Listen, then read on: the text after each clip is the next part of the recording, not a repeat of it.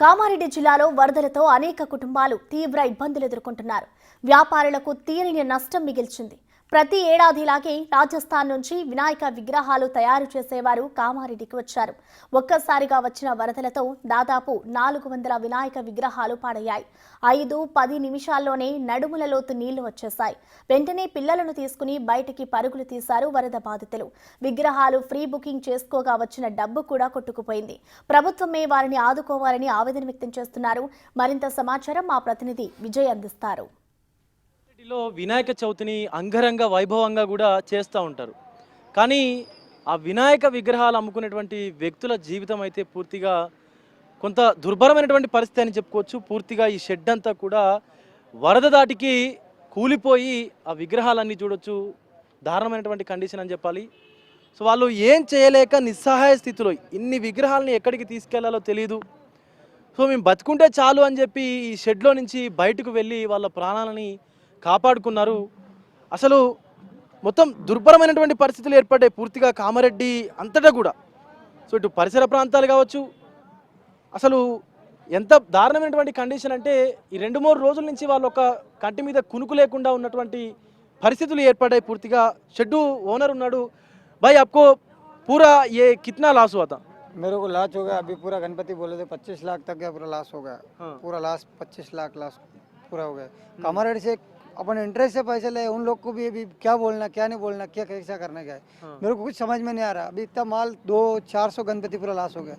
400 गणपति है पूरा, उसमें पूरा लॉस हो गया। पानी में भी पूरा गणपति चले गए। अभी उसमें हम क्या कर सकते, हमारा गलती नहीं उसमें। पूरा अभी क्या करना, पूरा लोग अभी देख रहे पूरे पैसे मांग रहे, मैं क्या करना बोले। अभी मैं गवर्नमेंट सरकार से बोल रहा, निवेदन कर रहा मेरे को कुछ है तो हेल्प कर लो सर, मेरे को मरने का संभावना हो जाता बोले। कामारेड्डी में जिंदा रहने का नहीं रह सकता हूँ, उतना मेरे को बोल रहे, बहुत रिक्वेस्ट कर रहा हूँ सर। సో మరొక యజమాని కూడా ఉన్నాడు. అన్న ఎంత మేర నష్టం కలిగింది ఇక్కడ మీకు? ఇక్కడ అన్న మేము ప్రతిసారి వీళ్ళు రాజస్థాన్ నుంచి వచ్చి ఇక్కడ విగ్రహాలు విక్రయిస్తుంటారు, గణపతి తయారు చేసుకుంటా ప్రతి సంవత్సరం చేస్తుంటారు. అదేవిధంగా వీళ్ళకు లాంగ్వేజ్ ప్రాబ్లం ఉంది కాబట్టి ఇక్కడ లోకల్లో ఇక్కడ నేను ఉన్నాను, నా పేరు శంకరు. నేను ఇక్కడ వాళ్ళకు లాంగ్వేజ్ ప్రాబ్లం, కస్టమర్లతో మాట్లాడడము చేయడము బుకింగ్ చేయడం అలాంటివి నేను చేస్తుంటాను. ప్రతి సంవత్సరం ఇలాగే చేస్తూ అమ్ముతున్నాము. కానీ ఈసారి అన్ని గణపతులు బుక్ అయిపోయినాయి. ఒక 400 గణపతులు ప్రతి ఒక్కరి దగ్గర మేము అడ్వాన్స్ తీసుకొని గణపతులు బుకింగ్ చేసినాము. వాళ్ళకు డెలివరీ ఇచ్చే టైంలో అకస్మాత్తుగా వర్షం వచ్చేసి ఇంత ఘోరంగా జరిగిపోయింది. ఇక్కడ మేము వర్షం వస్తుంది కదా, నీళ్ళు వస్తున్నాయని కానీ మేము కొద్దిగా ఏదో నీళ్ళు రాకుండా మేము జాగ్రత్త పడుతున్నాము. ఆ లోపే మాకు నడుమట్టు నీళ్ళు వచ్చేసినాయి. చిన్నపిల్లల్ని పట్టుకొని బయటకు వెళ్ళడం జరిగింది. ఇక్కడ మాకు ఏవైతే మేము అడ్వాన్స్గా మేము తీసుకున్నామో ఆ పైసలు కూడా ఇక్కడే బ్యాగులో పెట్టేసాము. ఆ బ్యాగ్ కూడా వెళ్ళిపోయింది. అన్నీ కూడా నష్టం జరిగిపోయింది మాకు. ఇప్పుడు మీరు బుకింగ్ చేసిన డబ్బులు ఉన్నటువంటి బ్యాగ్ కూడా పోయిందా? బ్యాగ్ కూడా వెళ్ళిపోయింది. బుకింగ్ చేసినటువంటి క్యాష్ కూడా ఇక్కడనే పెట్టాము మేము. ఒక్కసారి క్యాష్ వచ్చేస్తే ఎవరికి ఇచ్చే వాళ్ళకి ఇచ్చేయచ్చు అన్న ఉద్దేశంతో ఇక్కడే పెట్టాము. ఆ క్యాష్ బ్యాగ్ కూడా వెళ్ళిపోయింది. బట్టలు అన్నీ కొట్టుకోపోయినాయి. చాలా నష్టం జరిగింది. ఎంత మొత్తంలో ఉండొచ్చు ఆ క్యాష్ ఆ బ్యాగ్లో?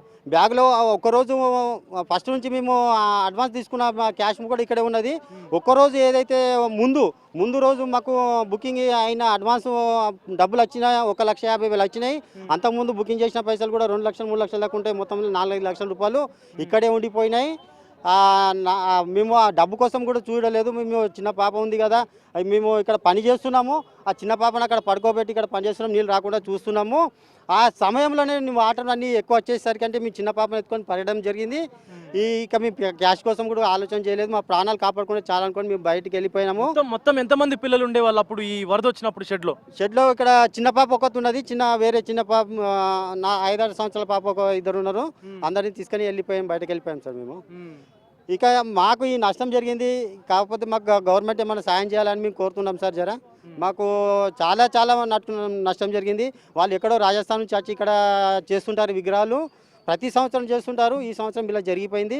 మేము కూడా ఇక్కడ జీతం లాగానే మేము చేసేది. ఇప్పుడు కస్టమర్లకు ఏం సమాధానం చెప్పాలనేది కూడా అర్థం కావట్లేదు మాకు. కస్టమర్లు కూడా ఫోన్లు చేసుకుంటా మాకు డబ్బులు ఇచ్చేసేయండి అని అంటున్నారు. ఇప్పుడు యజమాన్య కూడా ఇక్కడ డబ్బులు లేవు, ఇక్కడ నష్టం జరిగింది, ఏం చేయాలో మాకు అర్థం కావట్లేదు.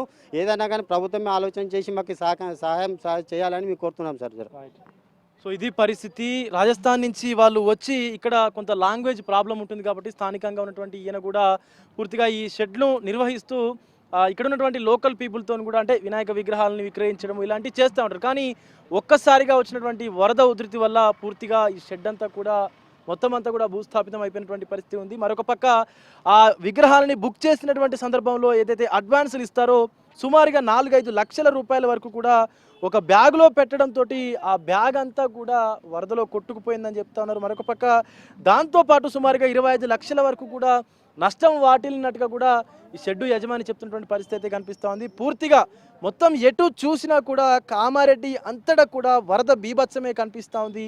ఎవరిని తీసుకున్నా అటు రైతులు కావచ్చు, ఇటు సామాన్య ప్రజలు కావచ్చు, ఇటు వ్యాపారులు కావచ్చు, మరెవరైనా సరే అసలు ఇంతటి మహా దారుణాన్ని కామారెడ్డి చరిత్రలో 50-60 సంవత్సరాల చరిత్రలో ఇప్పటి వరకు కూడా మేము కని విని ఎరుగము అన్నట్టుగా కూడా మాట్లాడుతున్నటువంటి సందర్భం అయితే కనిపిస్తూ ఉంది. ఇలాంటి పరిస్థితి ఎవరికి కూడా రాకూడదు అంటూ కూడా వాళ్ళు తీవ్ర ఆవేదన వ్యక్తం చేస్తూ ఉన్నారు. ప్రభుత్వం వారిపైన ఖచ్చితంగా దయ ఉంచి ఏదైనా సరే వాళ్ళకు తగిన సహాయం చేయాలంటూ కూడా ప్రభుత్వాన్ని కోరుతున్నటువంటి పరిస్థితులు కనిపిస్తూ ఉన్నాయి. కెమెరా పర్సన్ సురేష్తో విజయ్, బిగ్ టీవీ, కామారెడ్డి.